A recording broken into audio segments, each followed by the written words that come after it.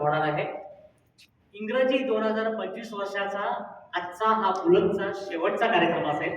त्यासाठी येणारं 2026 इंग्रजी वर्ष तुम्हा सर्वांना आणि आम्हा सर्वांना चांगलं जावं, छान जावं, सुखाचं जावं, आरोग्यदायी जावं अशी आत्ताच प्रार्थना करतो आणि या कार्यक्रमाला सुरुवात करतो.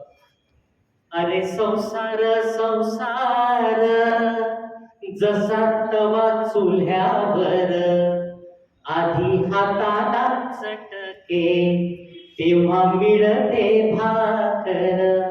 केवढं सत्य त्या बाईने लिहून ठेवलंय. चटके आजही तुम्हाला आम्हाला बसतात, म्हणजे जे स्वयंपाक करतात, फक्त ते चुलीवर बसत नाही, ते गॅस शेगडीवर बसतात, मायक्रोवेव्ह मध्ये बसतात. म्हणून मायक्रोवेव्ह ज्यांच्या घरी आहे ते मायक्रोवेव्ह मध्ये आपल्या हाताला हँडग्लोव्स देतात, बरोबर आहे ना. कारण मायक्रोवेव्हचं दार उघडून आपण हातावर हँडग्लोव्स घालून तो कप किंवा जे काही गरम पदार्थ आहेत ते आपण घ्यावेत, म्हणून म्हणजे आपल्याला बहिणाबाईची तिथं आठवण येऊ नये, हाताला चटके वगैरे. मंडळी, या कवितेबद्दल आज डॉक्टर विनोद गायकवाडजी आपल्याला माहिती देणार आहेत. डॉक्टर विनोद गायकवाडजी आपल्या लोकमान्य ग्रंथालयाचे आणि बुक लॉन्च क्लबचे आदरणीय सदस्य आहेत. बेळगावात ज्यांनी आपल्या साहित्याची हाफ सेंचुरी केलेली आहे अशा अगदी थोड्या साहित्यिकापैकी डॉक्टर विनोद गायकवाड आहेत. त्यांनी 50हून अधिक पुस्तकं लिहिलेली आहेत आणि साई आणि पृथ्वीपती ही त्यांची बेस्ट सेलर्स पुस्तकं आहेत. ते राणी चन्नम्मा युनिव्हर्सिटीमध्ये मराठी विभागाचे इन्चार्ज होते, डीन होते. त्यावेळी मी त्यांचे कार्यक्रम पाहिलेले आहेत. आजही ते रिटायर झाले तरी साहित्याच्या क्षेत्रात बिझी असतात आणि स्वतःला त्यांनी बिझी ठेवलेलं आहे साहित्याच्या क्षेत्रात. आज त्यांच्याबरोबरच एक दोन कविता आशा कुलकर्णी ते पण सादर करणार आहेत, बरोबर आहे ना. एकच कविता मी आशाताई कुलकर्णी आणि डॉक्टर विनोद गायकवाड या दोघांनी विनंती करतो की त्यांनी व्यासपीठावर येऊन आपलं आसन ग्रहण करावं आणि त्यांचं आपण टाळ्या वाजवून स्वागत करू. पुढील सूत्र आशाताई तुमच्याकडे, तुम्ही सुरू करा आणि मग गायकवाडचा अभ्यास करा.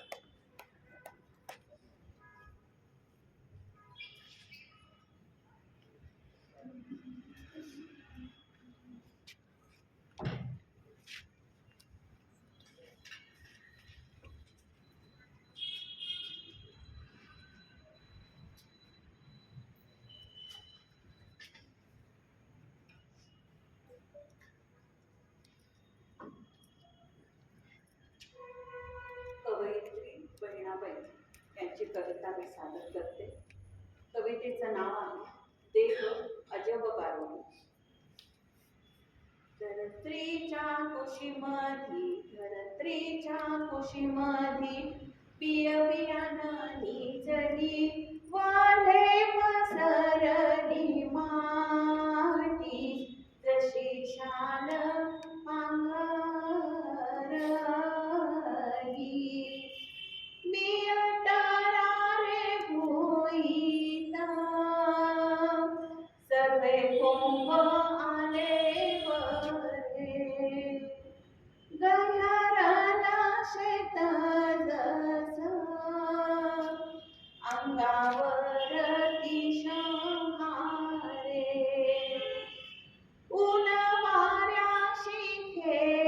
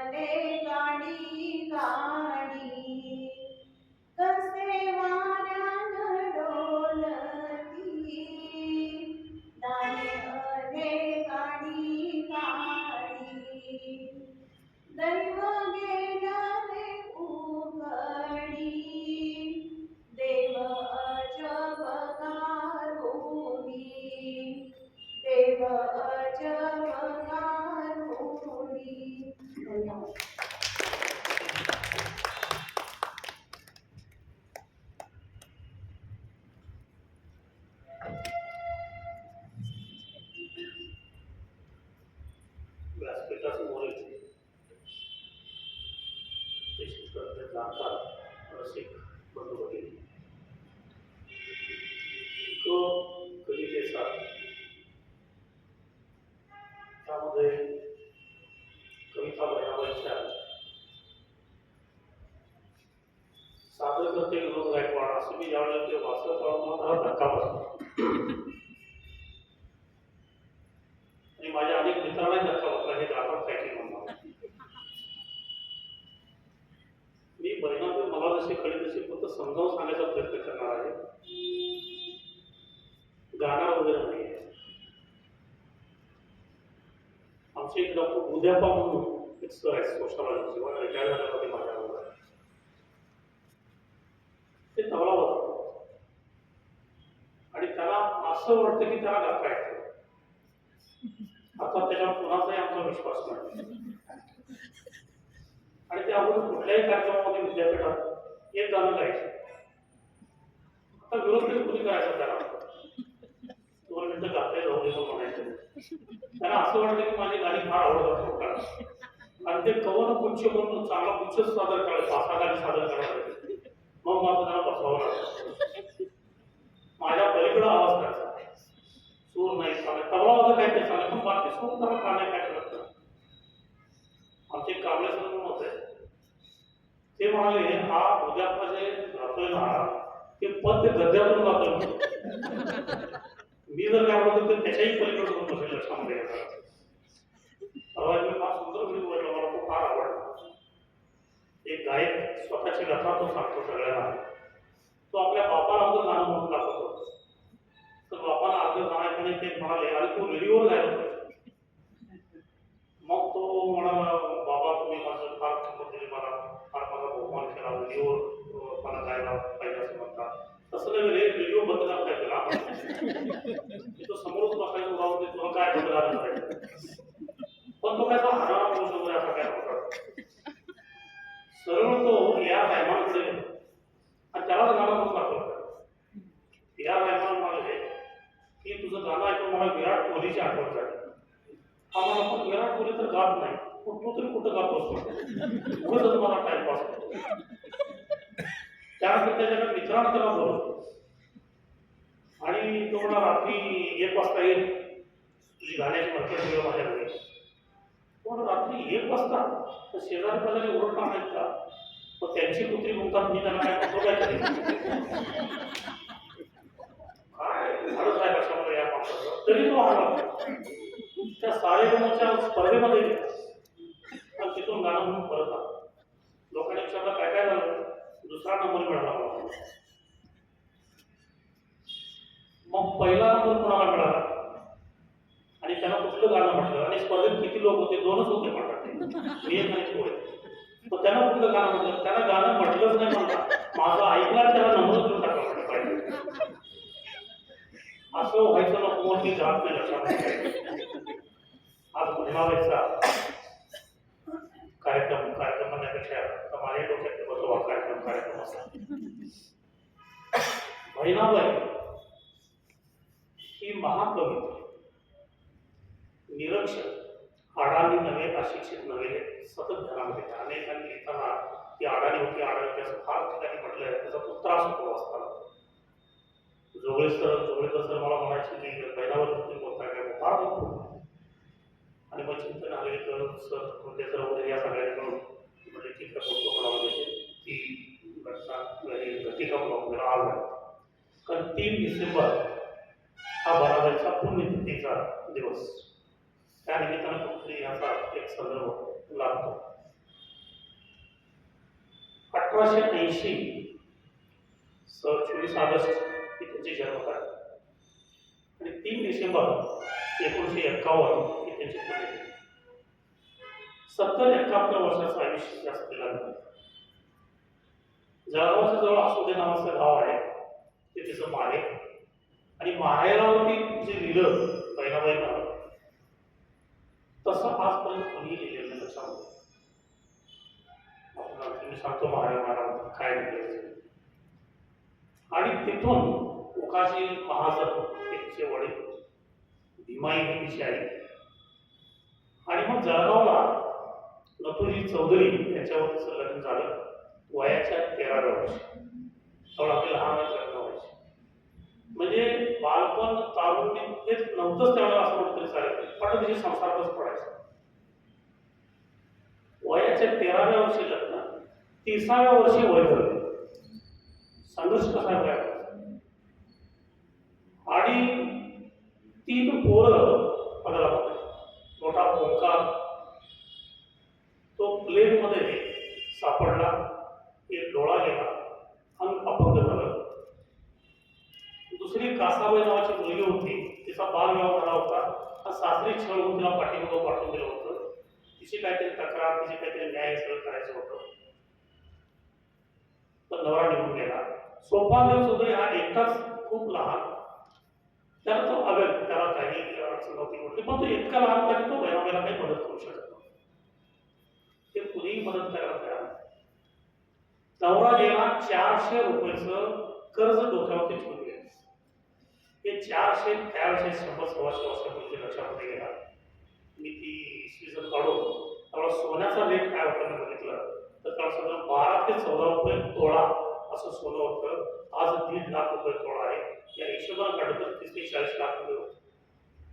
इतकं कर्ज, थोडीशी शेती, त्याच्या पलीकडे कुठलं उत्पन्न नाही, काही नाही. ते असं सगळं घेऊन या बहिणाबाईला पुढे जाणं गरजेचं होतं. धरणावरती काम करायला गेली ती छोटी छोटी मुलं घेऊन किंवा सोबत घेऊन, आणि ती खडी फोडली. आणखी काय काय केलं, जी पडतील ती कामं सगळी त्या धरणावरती केली, त्या तलावावरती. आणि नंतर तिच्या एक लक्षामध्ये त्यावेळेस मध्ये लक्षात जे जे संघर्षाचे क्षण आले त्या संघर्षामधून तिची सृजनशीलता प्रकट जाताना दिसते आपल्याला. हे कष्ट सगळे करत असताना हाताला खड्डे पडले तिच्याकडे, पाय घेऊन खड्डा तलावावर. आणि त्यावरती म्हणते, हात जोडून देव प्रसन्न होत नाही, आरती प्रार्थना यांच्या टाळ्या वाजवून देव प्रसन्न होत नाही, ज्याच्या हाताला घडते त्याला देव भेटेल. कसं सहज कविता तिची येत जाते त्याच्यामध्ये. त्या बहिणाबाईचं व्यक्तिमत्व अत्यंत साधं होतं. यांनीच लिहिलंय सोपानदेव चौधरींनी की माझी आई 10 जणीसारखी होती. काय काय दिसायला फार सुंदर असं वर्तन राहत होती म्हणून असल्यासारख्या प्रकारात निरक्षर आणि शेतकरी स्त्री. पण ज्या वेळेला ती उभी राहून कविता म्हणायची, जीवनाचं तत्त्वज्ञान सांगायची, तेव्हा ती लाखामध्ये कुठून दिसायची. शाला व्यक्तिमत्व होतं. त्याच्यामध्ये काय होतं, बालपणीचे संस्कार फार महत्वाचे असतात आणि ते तिच्यावरती तिच्या वडिलांनी चांगले केले. एकदा वडिलांना त्यांनी विचारलं की महापुरे झाडे जातील तिथे लवाळ्या जातील असं म्हणतात, त्याचा अर्थ काय बाबा. त्या वडिलांनी तिला घेतला सरळ राहणार, केळीची बाग होती आणि तिला सांगितलं आता केळीची बाग सगळं तू फिरून ये. त्यामध्ये पूर्ण वाढलेलं न फाटलेलं केळीचं झाड कुठे दिसतं का ते मला सांग. पान, ती पानं शोधत गेली, न फाटलेलं एकही केळीचं पान सापडलं नाही. ते नसतंय, लहान आली ते असतं. ते म्हणजे बाबा कसं हे नाही, न फाटलेलं पान कुठे नाही केळीचं. ठीक आहे, आता खालून गवताची पानं बघत, गवताची पाती, तृण पाती, त्याच्यामध्ये फाटलेलं एखादं गवताचं पान असेल तर मला आवडतं. ते तिनं सुद्धा तिथं फाटलेलं तुला काढायला. मग ते म्हणजे नाही, अरे त्या तू जे सांगतेस ना महापुरे झाडे जातील तिथे लावायला जातील, त्याचा अर्थ हाच आहे की मी मोठा, मी वाढलेलो, माझं सामर्थ्य होतो असं म्हणणारे सगळे फाटून जातात त्या वाऱ्याच्या. गवताचं पात्र एवढंच आहे ते दुर्वा, पण त्याला का आहे ते नम्रतेनं. महापूर येतो आणि ते झाड जे किनाऱ्याला वगैरे असतं ते ताटून उभं राहतं. येऊ देत असले किती 10 पूर्वी माझ्या छातीवरती गेलो आणि ते कोसळ. पण लवाळ जे आहे ते गवत आहे, पाण्यामध्ये गवत उभं राहतं. तिने बघितले माझ्या लहानपणी कृष्णाने, तर ते पाण्याचा लोटा किती होते चुकतं ते नम्रते. आणि वर्ण जाणारं पाणी स्वतःला बोलणारं त्याच्यावर माया करत निघून जातं, त्यामुळे त्याला का आहे हे शिक्षणच तिचं हे या शाळेमध्ये झालं. म्हणून ती बहिणाबाई एवढी मोठी झाली आणि जळगावचं जे उत्तर महाराष्ट्र विद्यापीठ आहे त्याला बहिणाबाई चौधरीचं नाव दिलेलं लक्षामध्ये घ्या. इतकी महास्त्री आहे, जी निरक्षर आहे तिचं नाव विद्यापीठाला असावं, त्याच्यासारखा जगामध्ये न्याय कुठला नाही. तो इथं आपल्याला बघायला मिळतो.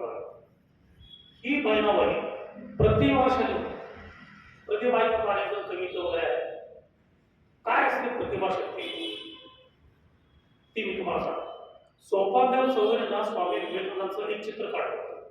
ते चित्रकारी होते, कवी होते, लेखकही होते. आणि छातीवर हात धरला तो फोटो असा काहीतरी होता.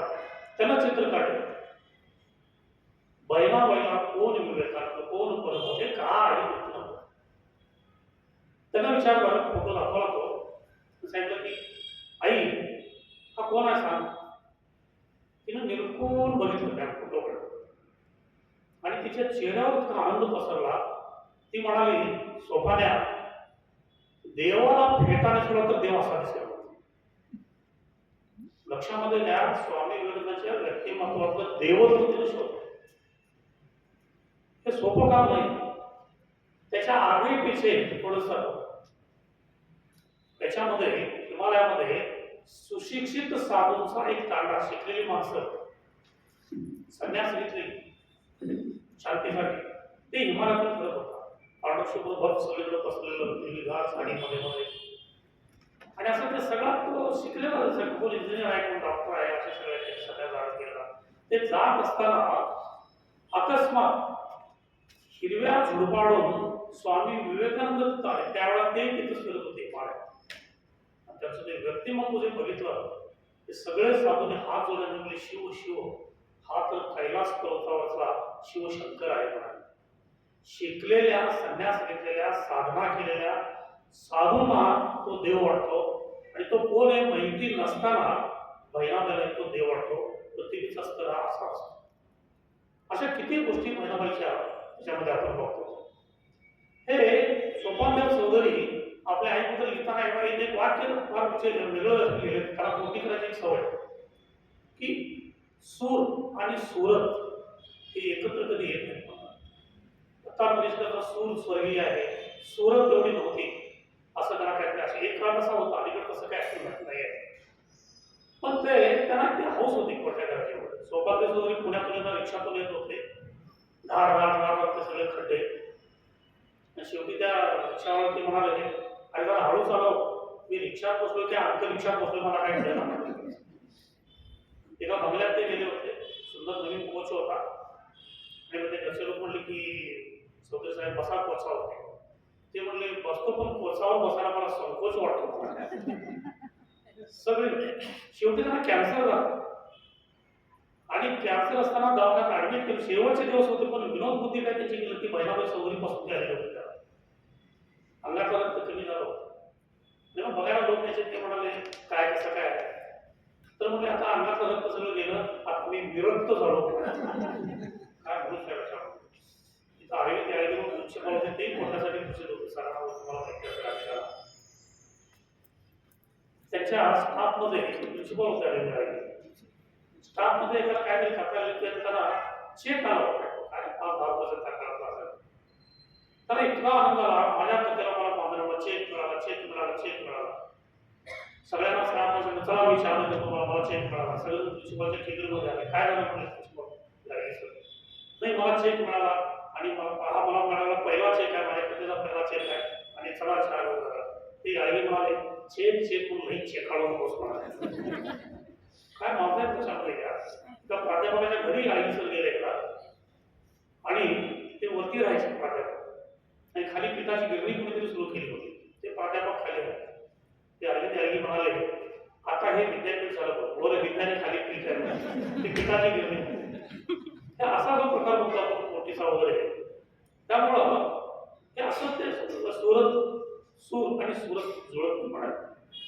हे लक्षामध्ये घ्या की बहिणाबाईच्या कविता 70 वर्षाचं आयुष्य फक्त 50 कविता आहेत. पहिली 20 वर्ष सोडून टाकू आपण, राहिलेली 50 वर्ष त्या वर्षाला एक कविता.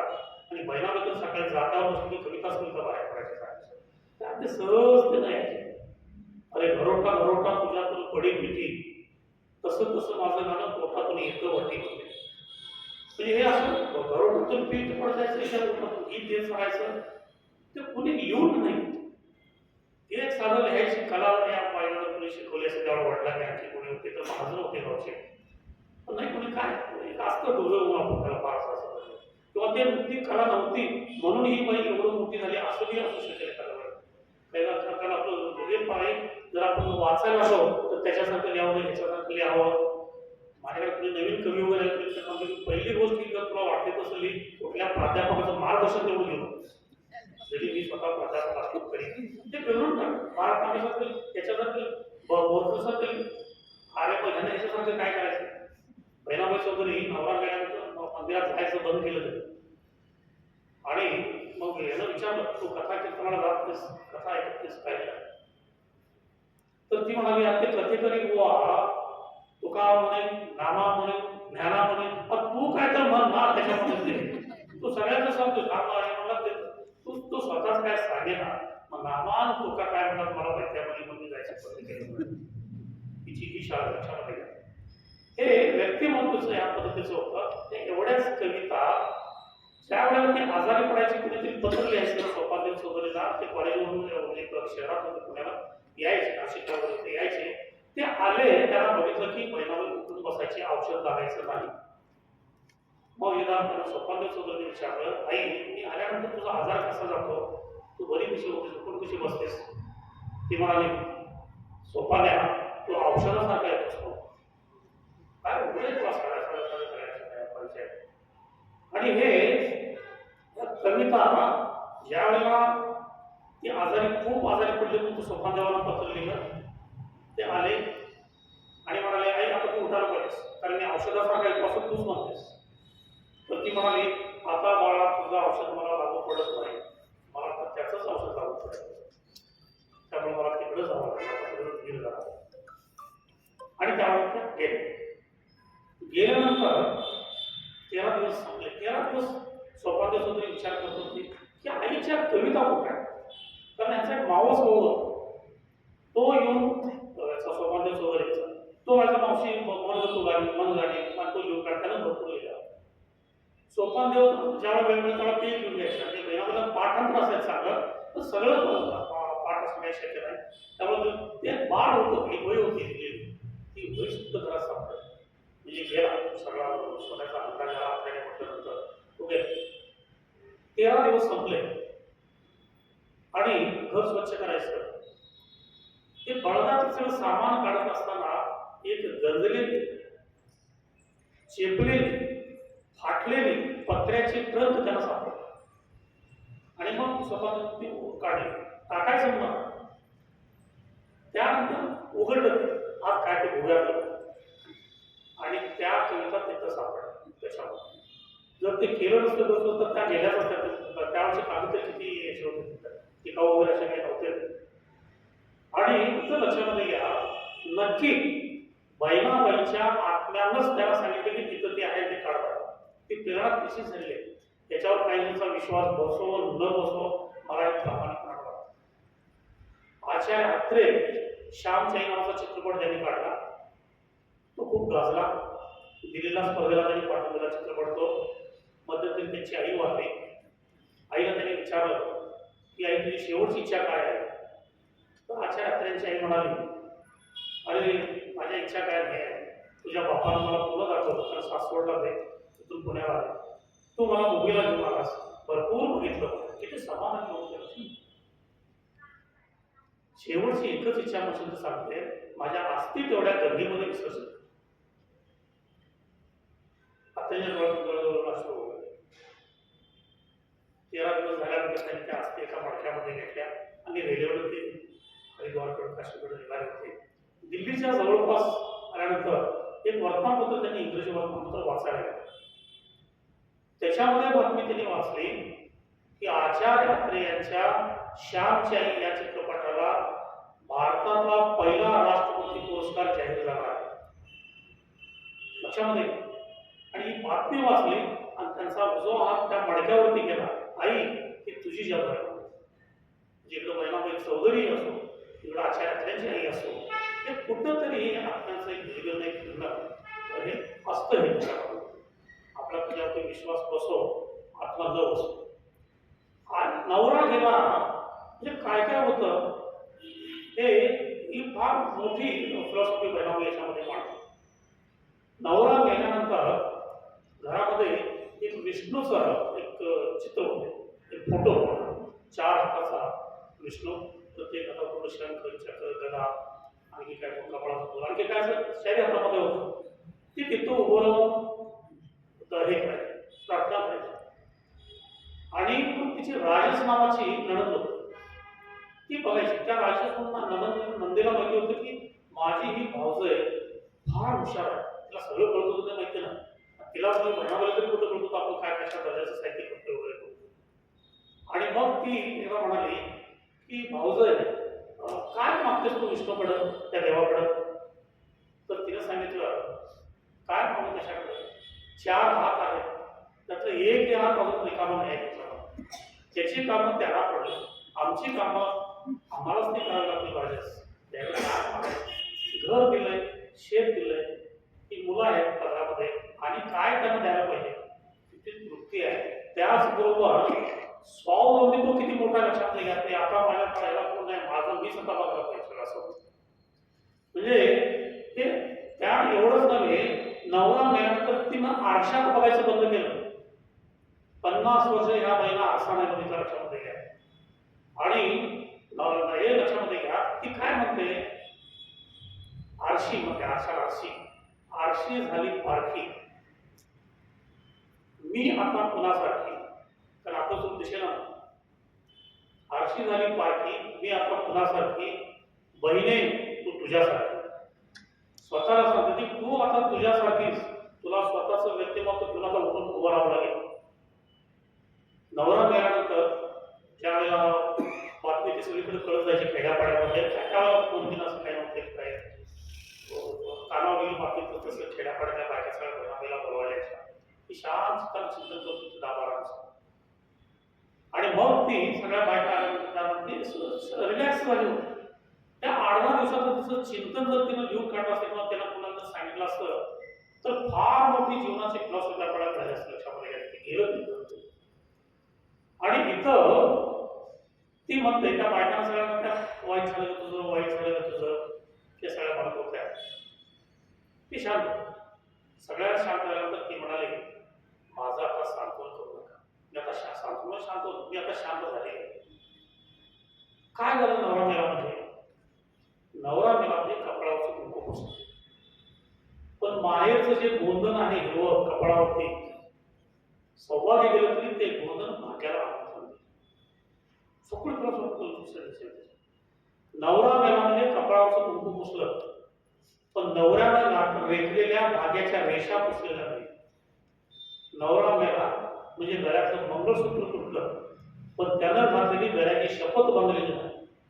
नवरा मेला म्हणजे मनगटातल्या बांगड्या पिचल्या, पण त्यानं दिलेली मनगटातली हिंमत पिचलेली नाही आहे. नवरा गेला फक्त नवरा पाजाला. नवऱ्याचा मृत्यूच ते नाकारते, लक्षामध्ये. आणि ते कसं होतं, पुण्याला हडपसर जवळ एक सैनिक भवन म्हणून आहे. मिलिटरीमध्ये जे जे कोण वारले सैनिक, त्यांच्या विधवांना ते सगळे अपार्टमेंट, सगळे छोटे छोट्या खोल्या ते दिलेले आहेत त्या 1 बेडरूम किचन असं काय. आश्चर्य हे आहे, सगळ्याच्या सगळ्या विधवा आहेत, एकटीही पांढऱ्या कपाळाची नाही. प्रत्येक जण आपल्या कपाळावर कुंकू, गळ्यामध्ये मंगळसूत्र, ते त्यांचं म्हणतात, त्यांचा भावनाचा काहीही संबंध नाही. पण त्या म्हणतात की आमचे नवरे मेलेले नाही आहे. त्यातली एकटी अशी होती, 17व्या वर्षी तिचा नवरा मिलिटरीमध्ये कुठेतरी गायब झाला होता. त्याचं होतं कुठे हिमालयात गेले, आणखी कुठे गेले, काहीतरी घडतं, त्याचा पत्ता नाही ना. ती म्हणायची माझा नवरा आहे, माझा नवरा आहे. दर 5 वर्षानं ती नवऱ्याचा फोटो घेऊन चित्रकाराकडे जायची आणि ती सांगायची की 5 वर्षापूर्वीचा हा माझ्या नवऱ्याचा फोटो आहे, आणि आता 5 वर्षांत तो कसा दिसला असता याची कल्पना करून तो फोटो आणि मग तो आपला प्रयत्न करत सांगितलं असं पाहिजे तसं पाहिजे सगळं सांगत, आणि मग तो फोटो ती दिल्लीला सगळीकडे पाठवून द्यायची आणि सांगायचे खाली नंबर द्यायचे आपल्याला की हा माणूस जर कुठं आढळला तर मला कळवा. दर 5 वर्षाला असे बदललेले फोटो जात होते. आज ती स्त्री आहे अजून जीवन, आज तिचं वय 80 असावं, तरी सुरू आहे, ती मानायला तयार नाही. ते सगळं जे आज शिकलेल्या स्त्रिया दुर्दैवानं समजा असं काय कडवे वगैरे आलं तर त्या कुंकू कपडाला लावतात, गळ्यात मंगळसूत्र घालतात, सगळे सौभाग्यचिन्ह, सौभाग्य अलंकार सगळे त्याच्या व्यक्तिमत्वावरती खुलून दिसतात. पण याची फिलॉसॉफी ते भयानक आहे त्यावेळेला. तिनं कुंकू लावलं नाही, नंतर आणि घरात येत नाही, पण आज सगळ्या घराला त्यांनी तिनं परवानगी देऊन टाकली. ते तसं असावं. आणि मला पडवळून सुद्धा ते सगळं गाण्याचं बंद केलं होतं. तर तिची मुलगी ती कविता गायली आहे, ती म्हणाली की आई किंवा तुझ्याकडे बघवे ना तुझे कपाळ तुझं हालत ते सगळी, त्यामुळे ते घाल पुन्हा बाबा गेले होतं, त्यामुळे ते आम्हाला बाबा आठवते. किती फिलॉसॉफी आहे कुंकूच्या लक्षामध्ये आहे. ते कुंकू सामान्य नसतं. छत्रपती शिवाजी महाराज ज्या वेळेला आग्र्यावर निसटले, ते अजून नक्की कुठल्या असताना ते आजपर्यंत कळलेलं नाही. आणि मग कुठं तुझी जगात साधू वगैरे होऊन असं ते येत होते असं सांगतात. आणि एका त्यावेळेला जंगलामधली गावं कशाशी एक किंवा दोन घर, आणि मग एखादं मंदिर म्हणजे कुठं असतं, मग आजूबाजूच्या सगळ्या गावातल्या लोक कधीतरी त्या मंदिराकडे यायचे उत्सवाला वगैरे असं होतं. एका मंदिरात शिवाजीराजे थांबले. तिथं जवळपासून काही अंतरावरती जे घर होतं, एकच घर होतं त्या गावात. तिथं तिघे जण राहायचे, बाप मुलगा आणि सून. बाप त्या मंदिराकडे आला. त्यावेळेला त्यानं जाहीर केलं होतं औरंगजेबाला की मोठं बक्षीस देऊ, जमीन देऊ, काय पाहिजे ते देऊ, शिवाजीला पकडून द्या, त्याचा पत्ता सांगा, काय तरी सांगा. आणि सगळी सैन्याची पथकं शोधायला शिवाजी महाराजांना सोडली होती, कारण राजगडापर्यंत काही एवढ्या लोक जाणार नाही, कुठे इथंच असणार हा त्यांचा एक अंदाज होता. आणि त्यावेळेला शिवाजी महाराजांना त्यानं बघितलं. शिवाजी महाराज स्वामी विवेकानंद त्यांच्या अंगातून असं तेज बाहेर पडायचे असं वाटतं. शिवाजी महाराज नक्की कसं दिसत होतं हे पोर्तुगीजांनी लिहिलं, आपल्या लोकांना कोणी लिहिलं नाही. 20,000 पानं पोर्तुगीज भाषेमध्ये आहे शिवाजी महाराजांच्या वर. ती आता भाषा तरी करायला पाहिजे, ते पोर्तुगीज शिकणार आता फार कमी झालं. त्यावेळेला शिवाजी महाराजांचं ते डोळ्यातून तेज पडायचं, चेहरा सगळा सारखा, नाक ते बांधतात, करारी पण त्या सगळ्या व्यक्तिमत्वाचा असणार. आणि ते सगळं बघितलं त्याला त्या म्हाताऱ्याला संशय झाले, खात्री झाली की हे शिवाजी महाराजच आहे. पण ते साधू दाढी बिडी सगळं हे सगळं वेशभूषा सगळी बघून नमस्ते साधू महाराज तुमचा आशीर्वाद म्हणाला, तो पटदिशी घरी आहे. हे हिंदू कुटुंब होतं लक्षामध्ये. आपल्या मुलाला बोरवलं तुला घोडा काढला, शिवाजी महाराज मंदिरामध्ये येऊन बसले, पटदिशी जा आणि त्या औरंगजेबाच्या सैन्याला सांग घेऊन ये, आणि आमच्या 100 पिढ्या खाली येऊन इस्टेट आम्हाला सगळे मिळेल. तर ते शिवाजी पकडला झाला पाहिजे. हे ती सून ऐकत. त्यावेळेला फार तर 15-16 वर्षाची लहान सगळ्या बायका गावाच्या आधी मुलगी ती उठली, तिनं तांब्या घेतला, शौचविद्याला जायचं निमित्त करून ती घरातून बाहेर पडले, सरळ मंदिरामध्ये आली. ती महाराजांच्या पायावरती तिनं कपाळ टेकलं आणि म्हणजे महाराज तुम्ही शिवाजी राजे आहात, माझ्या सासऱ्याने तुम्हाला ओळखलंय आणि माझा नवरा घोडा घेऊन निघून गेलेला आहे, तुम्ही लवकर इथून निघून जा. शिवाजी महाराजांना रामदास स्वामी अखंड स्थितीचा निर्धार असतो. अखंड स्थितीचा निर्धार म्हणजे त्यावेळेची ती सगळी परिस्थिती पक्की त्यांच्या ध्यानात यायची, एकही लूपहोल कुठला होऊ द्यायचा नाही शिवाजी महाराजांच्या. त्यामुळे त्यांची सगळ्या लढाई यशस्वी होत गेल्या. त्यांनी ओळखलं, ते म्हणजे बाळ तू किती मोठा धोका पत्करतोय तुला माहिती आहे काय, आज तुझं कुंकू पुसलं. ते म्हणजे पुसू दे. आणि तसं नव्हे, आता मी 2 मला मिनिटं मिळाली मी आदर्श होतो, म्हणजे मी सापडत नाही कोणाला, आता ते त्यांच्याकडे ताकद होते. पण तुझं काय नाही, आता तुझा नवरा सैन्याला घेऊन येईल, मी तर सापडणार नाही त्याला, ते रागानं तुझ्या नवऱ्याला त्रास करते, तुझं कुंकू पुसलं. त्यामुळे ती मुलगी सांगते, महाराज त्या एका कपाळावरचं कुंकू पुसलं तरी चालेल, तुम्ही जर जिवंत राहिलात ना तर लाखो कपाळावरचं कुंकू सूर्यापेक्षा जास्त त्याच्याला चमकेल. ते कुंकवाचं महत्व असं असतं. आता ते कुंकू गेलं आणि टिकली आली म्हणून टाकायचं, आणि नाणीची टिक सौभाग्य होती बघे मग टिकल्या काढून नाणीच्या टिकला चिकटल्या जातो. अलीकडे तर मी कुठे मी चिकटले असं झाले, तो भाग सोडून टाका. पण ही महिलाबाई ते मृत्यूचं नवऱ्याच्या ते पूर्णपणे नकार देतो. हिचं मातीशी नातं, आणि मातीशी नातं असणं हे आजच्या पिढीला आपण बघतो. आपल्या सगळ्यांना माहिती आहे की राजकारणी लोक पैसे खातात, भ्रष्ट आहेत, 1800 कोटीची जमीन 300 कोटीला घेतात, त्याचा वापर राहतो, तिथं उपमुख्यमंत्री असतो. हे सगळं सगळ्यांना माहिती आहे. तरी लोकांचा मोठा त्यांच्या पाठीमागे आसाराम बापू किती अत्याचारी होता, भ्रष्टाचारी होता, रेपिस्ट होता, सगळ्यांना माहिती आहे. तरी सुद्धा हजारो लोक त्याच्या पाठीमागे त्याला दोघात टाकतात, तिथं जाऊन आंदोलन करणार. हे काय झालं काय आपल्या देशाला, हे सारं आपण काय करत आहोत. एकच हे आहे की ह्यांनी आमचा आत्मा मारला राजकारत्यांनी, आपल्याला धैर्य सगळं निघून गेलं, सगळं माहिती असताना सुद्धा आपण काही बोलायची ताकद नाही. इंग्रजांना न घाबरणारी माणसं होती, इंग्रजांना न घाबरणार सावरकर असतील, आणखी मुलं हे सगळे. आणि आपण मात्र आपल्याच लोकांना घाबरलो, आपल्याला संपूर्ण टाकणे ह्या लोकांनी झाले असते. त्याचं एकमेव कारण मला एक वाटतं की मातीशी असलेलं आपण नातं कुठेतरी तुटलेलं आहे. त्यामुळे झाड कसं कुराड कुठे घाबरत नाही कशाला, पण आपण माणसं मात्र घाबरतो. मातीचं नातं झाडाशी असतं, आपलं मात्र नातं सगळं तुटून गेलं. बहिणाबाई ही मातीचीच कन्या, एक सीता आणि दुसरी बहिणाबाई, त्या दोघी भूमिकन्या आहेत, त्या निसर्ग कन्या आहेत. आणि ही त्यातून येते सगळं. या जमिनीमध्ये सरस्वती मला सगळी स्वप्न दाखवते. जमिनीमध्ये त्या ह्याला सांगते ती पांडुरंगाला की तुझं गीता भागवत पावसात सामावतं आणि मातीमध्ये उगवतं.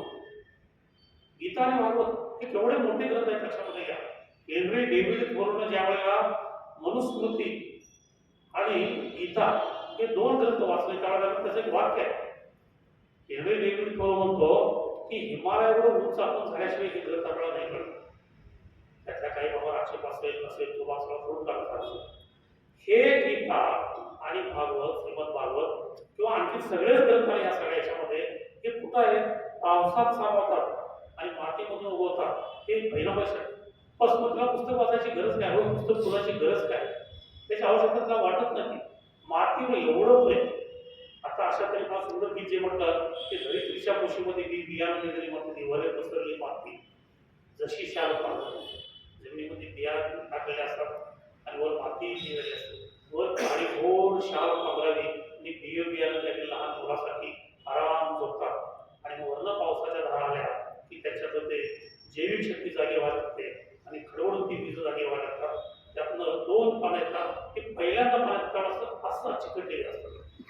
ती देवाला नमस्कार करतात की तुझ्यामुळे आम्ही मातीचं हे काय लक्षात भयानक काय काय लिहित असं सगळं. नंतर मग ते विलोप होतात आणि मग वारा आला की वारा लागतात की टाळ्या वाजवा लागतात. मग ते सगळं कमी काढतो भयाबाचं सगळं जे काय आहे हे या पद्धतीचं आपण त्याच्यामध्ये कळत जातो. हे मातीशी नातं असं तुम्हाला पूर्वी शेंगाच्या वेली काढायच्या आमच्या गावाकडे आणि मी त्याच्याबरोबर जात होतो काढायचं. स्त्रिया व्हायच्या सगळ्या. शेंगाची वेळ उपटली की शेंगा आणि त्याच्यावर मातीचे खडे, आमच्याकडे काळी माती, काळं सोनं म्हणतात आमच्याकडच्या मातीला, ते उपटून यायचं. मग शेंगा तेवढ्या त्या स्त्रिया काढायच्या बाजूला आणि वेलीचा एक ढीक काढायचा. शेंगा तोडणाऱ्यामध्ये एखादी मुलगी जर गर्भार असेल तर ती हळूच पाठीमागं जायची त्या वेलीची, कुणाला दिसायचं नाही. आणि त्या वेली बरोबर जी मातीचे खडे यायचे, कण्याचे, ती माती काढून ती खायची. पोटातल्या बाळाचं मातीची नातं त्याच वेळेला जोडायची कशामध्ये. त्यामुळे त्यांचं जीवन चांगलं व्हायचं. डॉक्टर सगर यादव नावाचे फार चांगले वक्ते होते. ते असे वक्ते होते की कोणी भाषणार बरोबर हा येतो म्हणायचा. विषय विचारत नव्हते, उभं राहिल्यावर त्यांना विषय द्यायचा बोलायचा आणि उत्तम बोलत होते. गंमत म्हणजे या माणसाला दारूचं भयंकर व्यसन लागलं आणि ते इतकं की सकाळी उठल्यानंतर ते चहा पित नव्हते, दारूच्या दुकानात जायचे. एकदा चुकून चहाच्या हॉटेलमध्ये गेले तर त्या हॉटेल मालकाने सांगितलं, सर तुमचा चहा तिकडे पडतो, तिकडे जाऊ हे भाषण करताना समोर त्याला कृपांतर ठेवलं जायचं, बाटल्या वगैरे नाही त्या हे जे असायचं वाटीत त्या ह्याच्यामध्ये तांब्यामध्ये दारूच ठेवली. 10-15 मिनिटं गेले की ते प्यायचं, ते प्यायचं, लोकांना आवडायचं पाणी प्यायचं. तर मात्र पाणीच आहे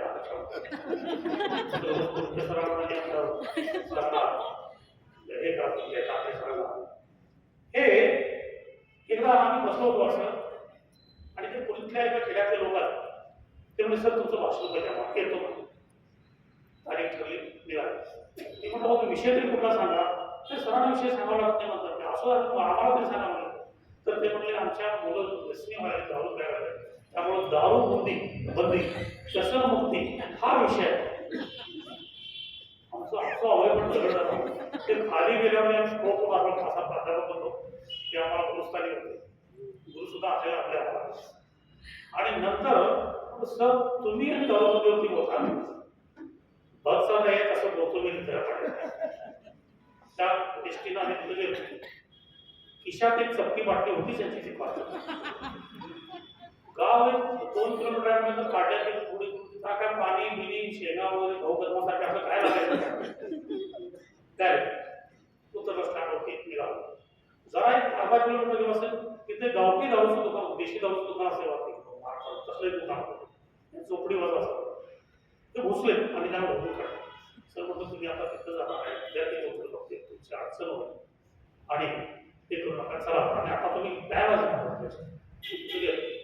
भाषण सुरू झालं इतकं सुंदर भाषण केलं ते म्हणाले मी तुमच्या बस स्थानकावरती उतरलो तिथून मी तुमच्या महाविद्यालयाकडे यायला निघालो पण वाटेमध्ये मला एक मध्यालय लागलं आणि मग माझ्या लक्षामध्ये आलं जो विद्यार्थी अगोदर मध्यालयात येईल नंतर विद्यालयात येईल जाताना पुन्हा मध्यालयावरूनच त्याला जाऊन लागत असेल तर तो दारू प्याशिवाय राहणार नाही हे मध्यालयावर उद्ध्वस्त करतात अरे अमरावती नंतर आम्ही चहाला थांबलो तिथं आणि चहा वगैरे प्रिन्सिपलच्या केबिनमध्ये घेऊन परत येत होतो ती म्हटली त्यात माणसं काहीतरी पाठवून द्यायला मला काहीतरी पाठवलं ते सगळं विद्यार्थ्यांनी उद्ध्वस्त करून टाकलं लक्षात आलं मला एक कळत नाही इतका प्रतिभाशाली मनुष्य त्याच आहे थोडंसं तू संध्याकाळी काहीतरी बसून त्याला जवळ आठवडा जरा मजा केली पार्टी केली तर इतका काय पाहिजे सारा दिवस तास बल्लवडीला साहित्य संमेलन होतं त्याचा मी अध्यक्ष होतो आणि त्याचं ज्ञानेश्वर प्रवचन होतं ह्या सगळ्या गावाचं आणि मला राहुल मी म्हणून सांगितलं त्याला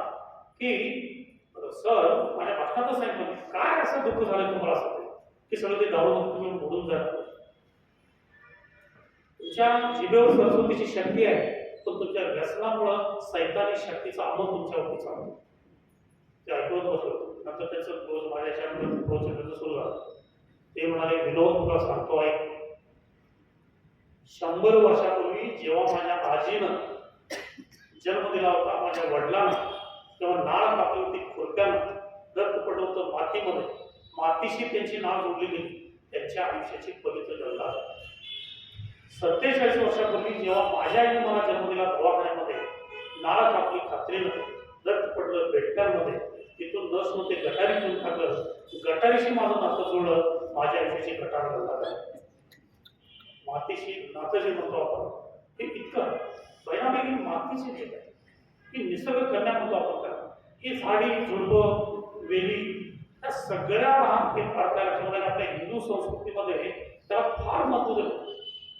ज्या घरापुढे तुळशीचं रोपटं नाही ते हिंदूचं घर नव्हे लक्षामध्ये घ्या मग अपार्टमेंटमध्ये जरी तुम्ही राहत असाल तरी कुठं तरी का असणार एखाद्या गॅलरीमध्ये का असणार आमच्या माता भगिनी एक तुळशीचं रोपटं ठेवलेलं असतं आणि कसं चांगलं वेली बिली तिथं जावं लागतो हे परिणामही लक्षामध्ये घ्या कापूस वेचायला गेली आणि त्यावेळेला सोपानदेव चौधरीनं कापसाचं बोंड तोडून घेतलं आणि ते हातावर ठेवलं असं राहतं सगळा कापसाचं बोंड काटा शोधतो कापूस बहिणामध्ये बघत राहील तिथं जे कोण कवी आहे तुम्ही हे उदाहरण तुम्ही ऐकायला हरकत नाही आणि ती बहिणाबाई क्षणभरात म्हणाली की सोपान्या कापसाच्या आतमध्ये असं सरकी म्हणतो आपण कापसाचं बी महाराष्ट्रात काही जण एक मोठा लिखित कापसाचं बी त्याला सरकी म्हणतात ते माहिती नाही पटकन करा सरकीला देवानं कसे उदार किती शुभ्र कपडे घालून तर या पृथ्वीवर पाठवलं माणूस एवढा क्रूर आहे तिच्या अंगावरचे कपडे त्याला आपल्या अंगावर घातले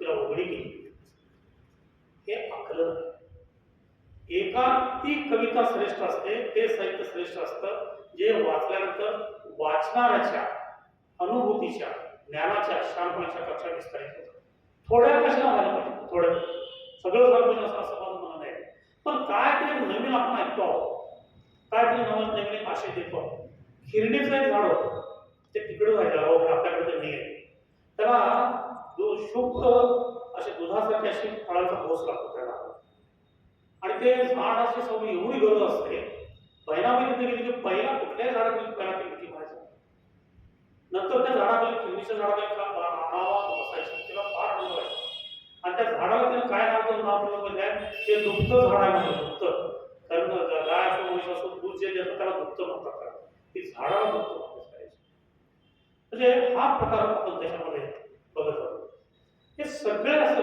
वडाचं झाड होतं त्या वडाच्या झाडाला बघितल्यानंतर तिला एवढा आनंद व्हायचा बाप्पा ती बाप्पा म्हणायची त्या झाडामध्ये बाबा बाप्पा युगाचा तो उभा. कारण वडाच्या झाडाला मरण नाही आहे. त्याच्या ज्या पारंब्या येतात त्या सगळ्या पारंब्या पुन्हा त्याला जिवंत करतात किंवा त्या अधिक आला करतात. आणि वडाचं झाड जर तसं सोडलं तर मैल पसरतं. पाचवड नावाचं कराडामध्ये गावच आहे. 5 वड आहे. कदाचित तो पहिला एकच वड असेल, पण जर तिथं लग्न बिग्न करायचं त्या वडाला त्या देवच मानतो. तो युगांचा उभा, पिढीचा लंब्या दाढीचा. त्याला जे पारंब्या कुठल्या ती दाढी ही लंब्या दाढीचा. त्या वडाचं कसं लक्षामध्ये घ्या, त्या वडाला लाल बुंद फळं असतात आणि हिरवीगार दाट पानं असतात, झाड पानं असतात. त्याची महिना मला कोणतरी विचारलं हे बघितल्यानंतर तुला काय वाटतं, तर ती म्हणाली वडाच्या झाडाला पोपटाचं पीक आलं, लाल बुंद फळं आणि हिरवीगार. पुढं पळसाचं एक झाड, पळसाची फुलं लाल आणि पानं सगळी गळलेली. आणि मंत्र म्हणलं हे तुला काय वाटतं, पोपट इथं आले आणि आपल्या चोची विसरून गेले पाहिजे, त्या झाडाला ते घेऊन गेले.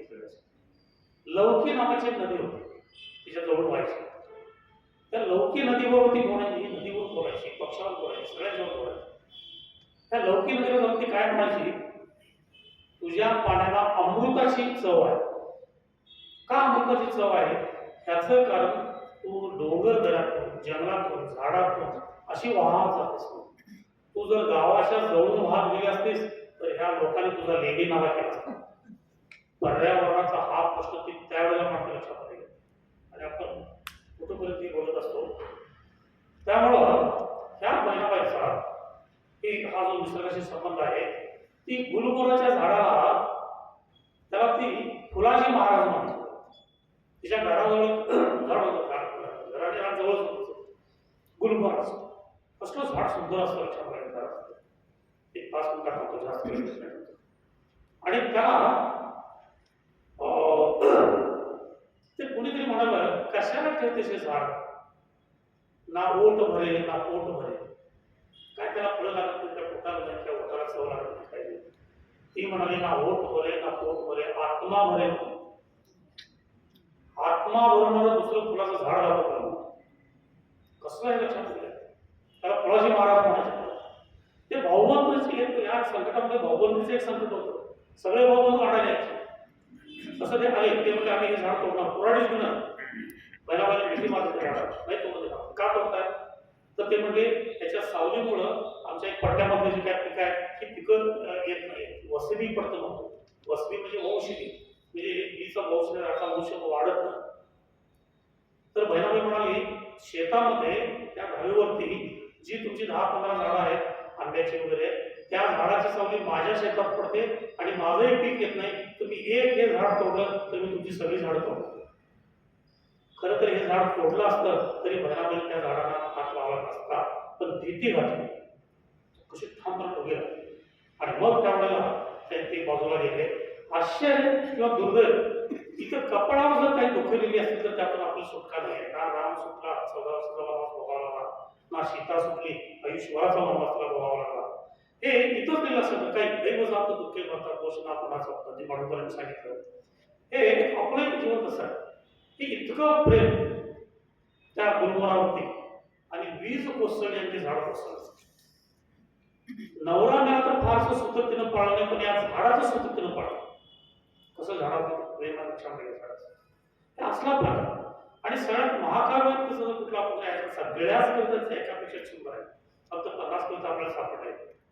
माहेराची एक आठवण सांगतो मी, थांबतो, नंतर आपण चर्चा करू.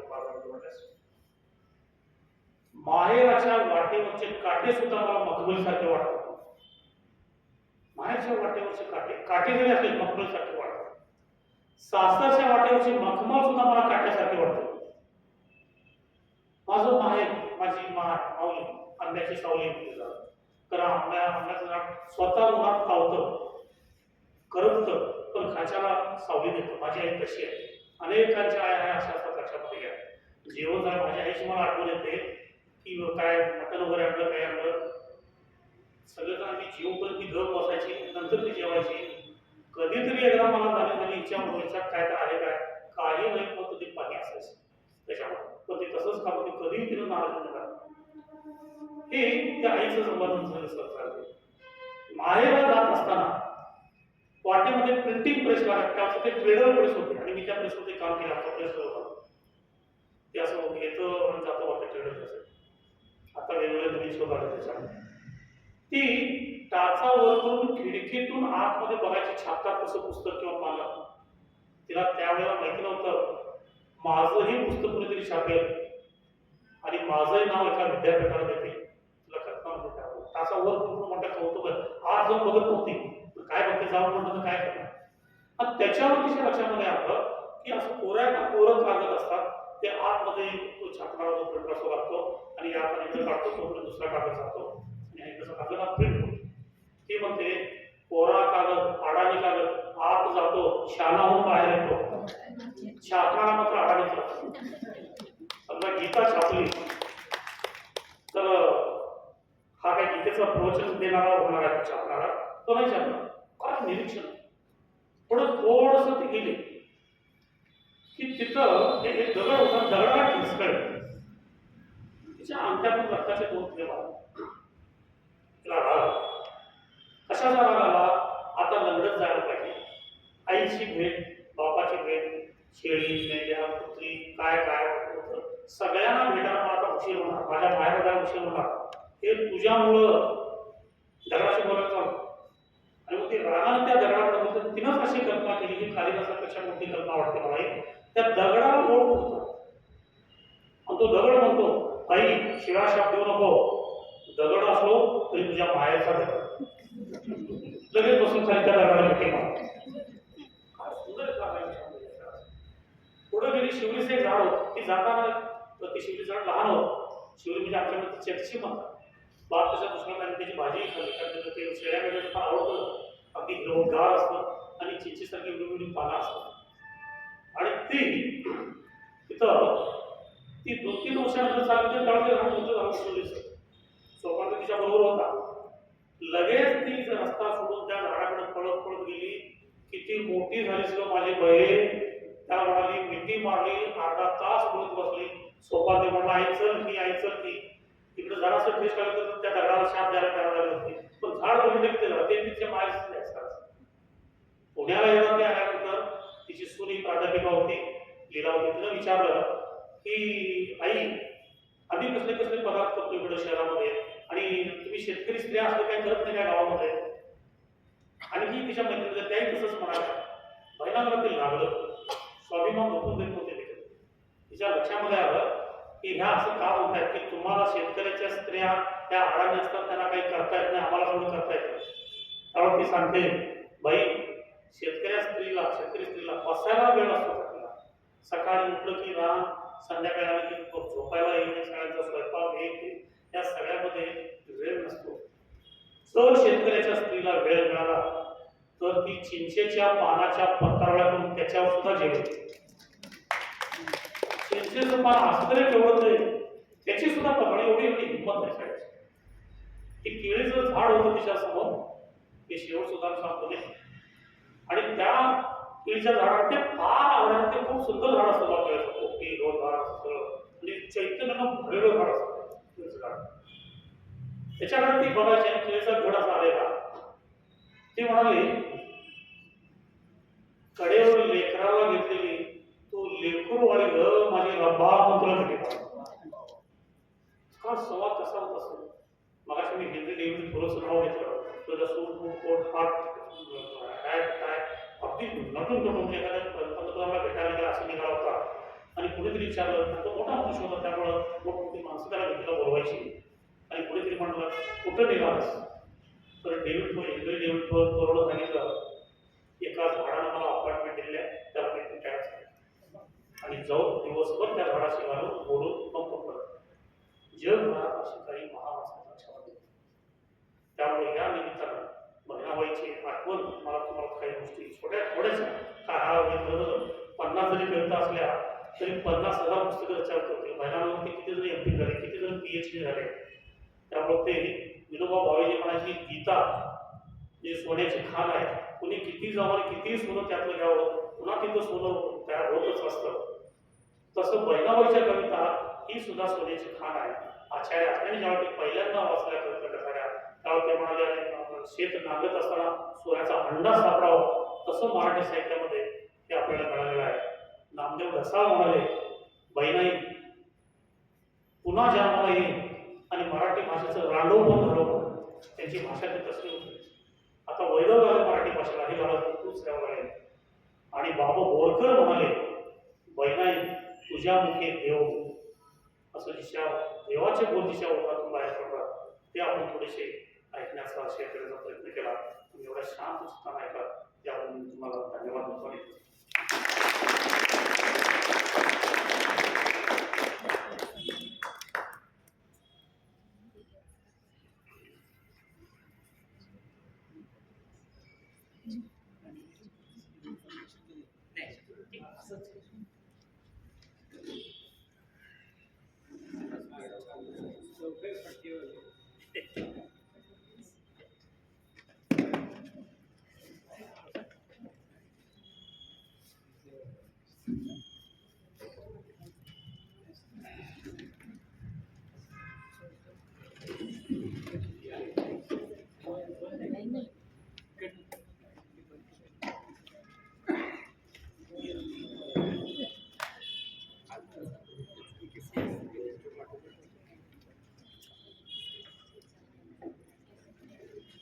कोणाला काही बोलायचं असेल तर माईक आहे.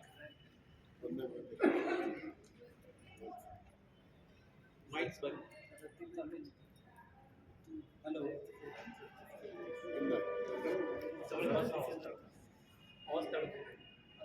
जोरात आवाज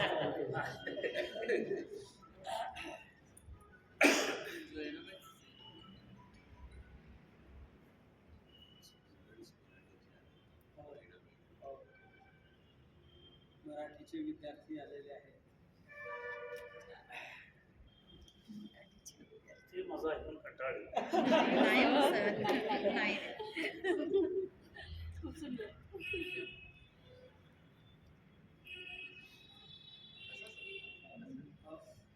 सर तुम्ही काही बोला.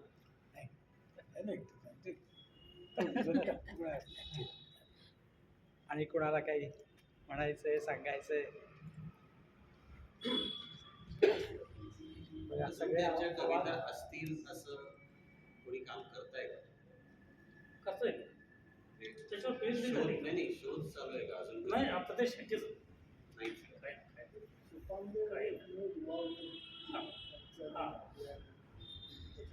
सोपान त्याचा मावळ त्यानं जास्त कविता लिहिल्या आहेत. या 50 मध्ये त्या मावस भावाने लिहिलेले पण आहेत. हा, त्यातच आहे. त्या गेल्या. नाही त्यातच आहे. तुम्हाला म्हणून लिहिले. सुपानदेवांचं नाव हा, सोपादेवचा मावळ, मैराबाईच्या बहिणीचा मुलगा. त्याला ते चांगलं काम केलं, त्याला ते महत्व माहिती होतं.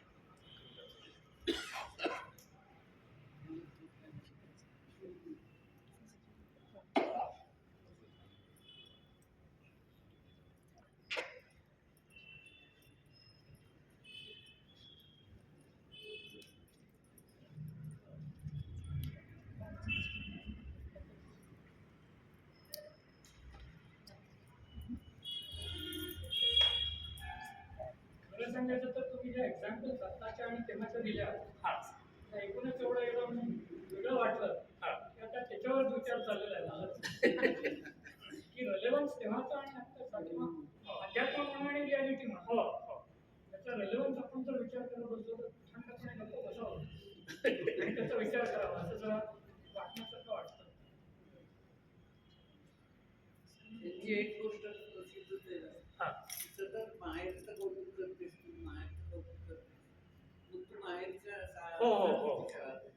त्याने माझ्या मुलीला चांगलं बाहेर द्यावा म्हणून मी सांगतो. हा तो एक योगी असतो. राणामध्ये असं ते सासू असेल आणि तो योगी तो ध्यान करत असतो. धीरे धीरे योग्या ध्यान असं त्या कवितेचं ते नाव आहे. ती माझं माहेर असं तसं हे सगळं सारखं करत असतं. आणि त्यावेळेला तो त्याचं ध्यान धारणात ती व्यथा येतो त्याच्यात. म्हणून तो चिडतो आणि त्या काय म्हणतो की एवढं माहेर माहेर माहेर करत मग कशाला सासरे आले तिथंच राहायचं. तर ती म्हणते की पोटातल्या बाळाची चावूल मला लागलेली आहे, मला डोहाळे लागलेले आहेत आणि मला ह्या सृष्टीचे डोहाळे आहेत आणि मला हे नक्की माहिती आहे की माझ्या पोटात मुलगीच आहे. पुढं तिला माहेर पाहिजे म्हणून मी सासरी आलेले. लेकीच्या माहेरसाठी माय सासरी नात असेल, पुन्हा माहेर ती योगी आपलं चंबू गबाळ उचलून पडून गेला. जीवनाचं असे निसर्ग तिथे फार चांगल्या पद्धतीनं परिणाम पकडतात. एकच उदाहरण सांगतो तुम्हाला. ती 2 ओळीची कविता. रस्त्यावर पडला सोन्याचा वाया, वाया म्हणजे वाळा, सोन्याचा वाळा रस्त्यावर पडला. तिकडून आला आभाया, आभाया म्हणजे आभाळाकडे बघून चालणार. म्हणजे खाली पायात सोन्याचा वाळा आहे, पण त्याला तो काय दिसला, त्याला तोडवून तो निघून गेला. म्हणजे आपल्या जवळ सगळं असं असं काही असतं आणि ते तिकडं आपलं लक्ष नसतं. आमच्या गावात बाबूशा नावाचा एक मनुष्य होता, तो खाली बघायचाच नाही. 2 किंवा 3 पायऱ्यांचं जरी कुठं वर चढला दुकानामध्ये याच्यामध्ये येताना पडलाच काय, खालची पायरी बघायचाच नाही. अशा असतात माणसं, मी असे बघितलेले सगळ्याचे. पण बहिणाबाईचा आशय हा वेगळा आहे की आपल्याजवळ जी आहे ना ती, मगाशी मी तुम्हाला सांगितलं की तुका म्हणे, नामा म्हणे, ज्ञाना म्हणे, तू काय म्हणे. तर त्यावेळेला मी सांगते की देवानं तुला जो जन्म दिलेला आहे, तू 100 वर्ष जगशील, ते वाया का जाऊतोस. तू स्वतःचं काहीतरी म्हण ना त्याच्यामध्ये. मग तो क्षण आणि क्षण आपल्या जीवनाचा तो व्यर्थ घालवला, आनंदानं तो घालवा. एवढी संकट महिनावरती आली पण अत्यंत आनंदात ते सगळी जगत जाते संध्या याच्यामध्ये. म्हणजे पॉझिटिव्ह एनर्जी म्हणतो आपण, ती तिथून मिळत जाते. विपरीत परिस्थिती एवढी पॉझिटिव्ह एनर्जी. हो. म्हणजे तुम्ही जी लाईव्ह एक्झाम्पल एक सांगितली पुण्याच्या सैनिकांची वगैरे, आणि हा. ऑप्टिमिझम जो एक माणसं हो, हो, हो. असतो ते रियालिटीमध्ये झालेलं आहे. भानसिंग थापा नावाचे एक कर्नल होते, चायना वॉरमध्ये ते गेले असं डिक्लेअर झालं. पण त्यांच्या बायकोनी विचार केला की नाही, तो माणूस गेला नाही आहे. आणि तो खरंच काही दिवसानंतर चायनीज ह्याच्यामधून रिलीज होऊन परत होता. त्यामुळे ऑप्टिमिझम हा आपण म्हणतो तो अध्यात्म आहे आणि त्यांनी कसं केलं आहे किंवा आता मी विचार करत बसते असं काही झालेलं आहे. आपल्याच आयुष्यात झालं. 1962 मध्ये काय फार होणार नाही. पण हे आता मी तुम्हाला म्हटलं की एक काहीतरी विचार आणि आता रियालिटी म्हणतात आहे. हे आता विचार करता करता म्हणजे सुचतोय सगळं. तर असंच माझ्या मम्मीच्या वडिलांची झालं होतं. मम्मीचे वडील मिरचीमध्ये दुसऱ्याच्या काळामध्ये वर्षाच्या वेळेला ते सिलोनमध्ये फॉर्म याच्यामध्ये हे झाले.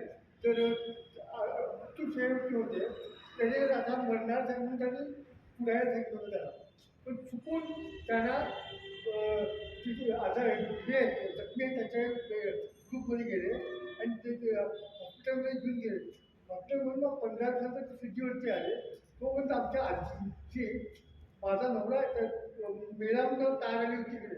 माझा नवरा जीवन टाईमचे विश्वासाला होते. त्यानंतर आले ते आमच्या आई सांगायची ना, आपण लहान होतो, मुली आले परत पण गेलो, त्याच्या बुटावरती आपला पाय पडला तर फोड मारले होते त्याने की बूट का घाण केलं म्हणून. म्हणजे अशी शिस्त होती त्याला.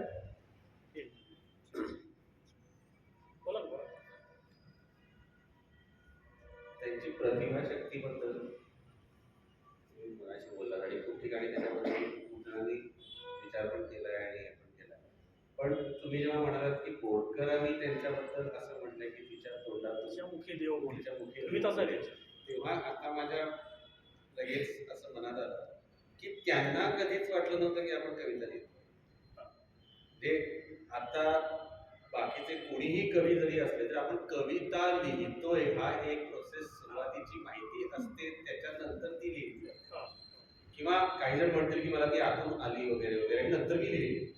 पण ह्याच्या बाबतीत ह्या काहीच प्रकार नव्हता. ते नुसतं असं उत्स्फूर्त आलं. मग याला त्यांनी त्या याच्याशी जोडलं का की बाबा जसं म्हणतात ना की वेद काहीतरी आहेत पौरुषे, मग तसं काहीतरी हिची ही आतून आलेली उर्मी आहे आणि ती, कारण तिला नाहीतरी लिहिता येत नव्हतं ती अशी सोडून तसेच तुकारामांचे अभंग असतील आणि तशाच ओव्या असतील. तुला मला लिहिता येत होतं आपण, कारण ते हिशेबाच्या वया वगैरे तपासत होत्या असं पण हिची केसच वेगळी आहे. ही केसच वेगळी आहे. ती वेगळ्या भांडणला ती बघा, बहिणाबाईचा जो भाग आहे तो अगदी पूर्णपणे वेगळा आहे. तुम्ही आता जे मगाशी सांगितलं बहिणाबाई म्हणजे मुलावरती संस्कार कसे करायचे, सोपानदेव चौधरी आणि त्याचा चुलत भाऊ दोघांना तिनं खायला दिलं होतं आणि दोघे खेळत खेळत ते खात होते. तर तो त्याचा जो भाऊ होता सोपानदेवचा त्याने ह्याच्यातला हिसकावून घेतला आणि ते भांडण सुरू झालं आणि घाण शिवी दिली सोपानदेवच्या भावाला. आतमध्ये स्वयंपाक करत होती बहिणाबाई, तिनं ते ऐकलं आणि तिनं चिमट्यानं आतला विस्तू घेतला आणि बाहेर येऊन पोटाला चिमटा दिला तिने आणि ती म्हणाली जे पोटात असतं तेच ओठात येतं, त्यामुळं अशा पद्धतीनं तू शिवी द्यायची नाही. आणि सोपानदेव म्हणतात मी त्यानंतर आयुष्यभर कधी कोणाला शिवी दिली नाही. एवढंच नव्हे तर अर्जुनाच्या धनुष्याचं नाव गांडीव असं होतं, मी त्याला तोंडीव म्हणत होतो शेवटपर्यंत. आणखी एका ठिकाणी किस्सा अनेकांना माहिती असेल, एक बाळ जन्माला आलं आणि ते मेलं. त्या प्रयत्न केला, त्याला श्वास काय घेता आले काही नाही आणि मग ते मेलं पण त्याला पुरायला नेत होते. तर एक झोपडीमधली एक म्हातारी होती. ती म्हातारी पळत पळत काय झालं रे काय झालं रे, काय नाही हे बाळ जन्माला आलंय आणि ते मेले ते असं तिनं बघितलं आणि तुम्ही जरा थांबा आणि जाऊन चुलीतला पिस्तव तिनं चिमट्याने घेतला आणि आणून त्याच्या बेबीला जोरदार चटका दिला आणि ते एकदम ओरडलं बाळ ते आणि ते जगलं. ते बाळ म्हणजे कधी मारवलं.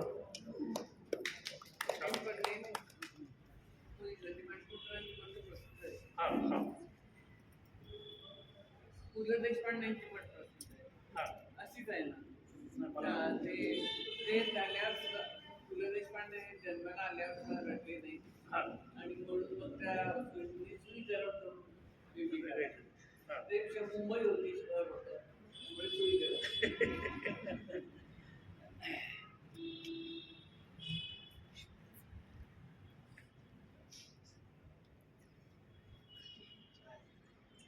असं आहे.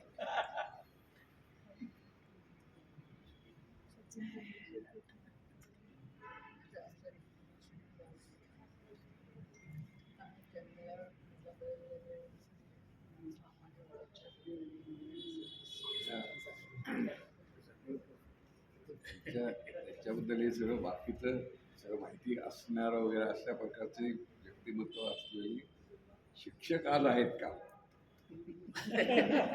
जे मुलांना ते शिकवू शकते. मला आठवतंय मी 8वीत होतो त्यावेळेला साहित्य प्रवाह म्हणून मराठीचं पुस्तक होतं आम्हाला, त्याच्यामध्ये बहिणाबाईची कविता होत्या. त्यावेळेला त्या इतक्या चांगल्या छानपणे रंगवून सांगणाऱ्या मला आमच्या दुर्वेबाई होत्या. या लक्षात राहतात का, तर ते कोरले जातात मला. असे कोरले जाणारे सगळे शिकवणारे, त्याबद्दलची माहिती असणारे, ती विद्यार्थ्यांना देऊ इच्छिणारे अशी व्यक्तिमत्व, असे शिक्षक आज कुठं दिसत नाही. नुसतं वाचायचं, या रांगेत नाही यायचं, त्या रांगेत जायचं, इकडे यायचं, वाचायचं, झालं, संपलं. गायकवाड सरांचे विद्यार्थी भाग्यवान आहेत. होय. म्हटलं मी ते शाळातल्या अभ्यासक्रमाची पुस्तकं आवडलेली किंवा आणि हे जेव्हा समजलेली बहीण बघितलं जातं पुढे त्याच्यामध्ये कशी जाणार ते कळेल. आणि प्रत्यक्ष होतानाही जेव्हा बघतो हा कुणीतरी खरंच मला ते फार तू काम करतोय वाचनच नाही आपलं ते. असं झालं. त्याला द्या. अरे बोल. नाईक बा.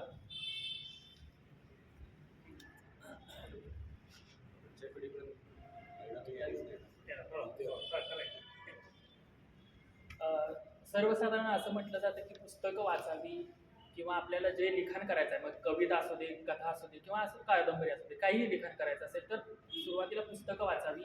जे काही दुसऱ्यांनी तत्त्वज्ञान सांगितलंय त्यावरती विचारमंथन करावं, हे ठीक आहेच. पण आपण जे रोज दैनंदिन जीवन जगतो, आपल्या आजूबाजूला जे घडतं त्यामध्ये काही तत्त्वज्ञान दटलंय ते शोधणं तितकंच महत्त्वाचं आहे.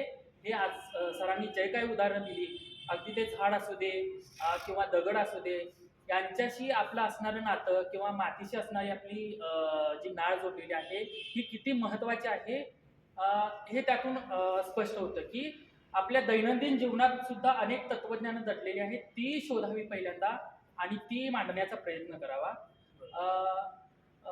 आज जे नाशिकमध्ये जे सुरू आहे की कुंभमेळ्यासाठी झाडं तोडली म्हणजे झाडं तोडणार असं एक त्यांचं हे आहे की मग हे तेव्हा आपल्या बहिणाबाईंना जे समजलं ते आज का समजू नये, जे काही राज्यकर्ते असेल किंवा हे या झाडांबद्दल ते त्यांचे विचार जो निर्णय घेत आहेत त्यांना का समजू नये, हा पहिल्यांदा खूप मोठा प्रश्न समोर उभा राहतोय. एकूणच जे सरांनी सांगितलं ते एखादी जुन्या खाणीतून मोती सापडावेत तशा पद्धतीचं हे होतं. खूप छान, धन्यवाद.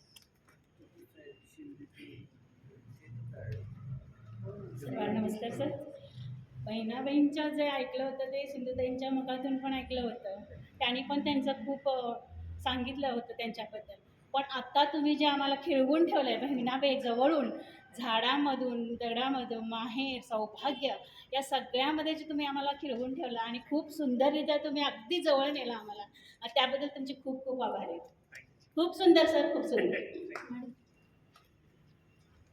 सर फक्त मला एकच सांगावं वाटतंय, वाचायचं, साठवायचं आणि वाटवायचं. बेस्ट आहे.